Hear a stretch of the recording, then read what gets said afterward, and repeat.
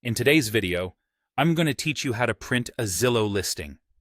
Whether you want to have a physical copy for easy reference or to store it as a digital file, we're going to walk through the simple steps to get it done quickly and efficiently.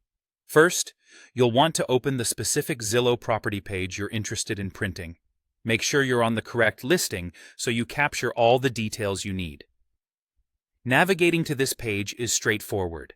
You can use the search function on Zillow's homepage to type in your desired location or directly input the URL if you have it handy. Once you've located the correct page, it's time to access the print options. The method here will depend on the device you are using. If you're on a desktop, you have a couple of choices. You can press Ctrl and the letter P simultaneously if you're using a Windows computer, or Command and P if you're on a Mac. Both these keyboard shortcuts will bring up the print dialog box.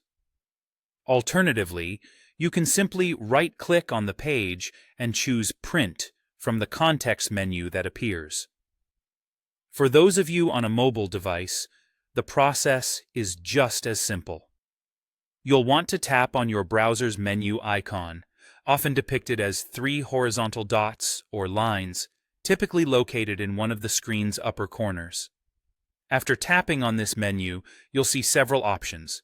Choose Print to proceed. Now that you have your print dialog open, let's adjust the settings to get the best result.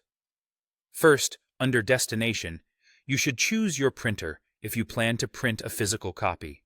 If you'd rather save this as a digital file, select Save as PDF instead. This option is great for those who prefer to keep everything organized digitally. Next, check your layout settings. For most Zillow listings, selecting Portrait will give you the standard layout that usually fits all the key information neatly on the page. Then, ensure that the Pages setting is configured to print All. This is important to capture the entire listing, including important elements like photos, descriptions, and pricing.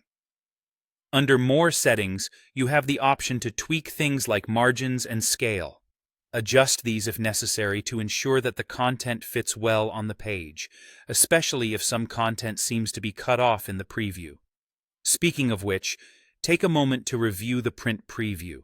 This is your chance to make sure all the details you're interested in are included.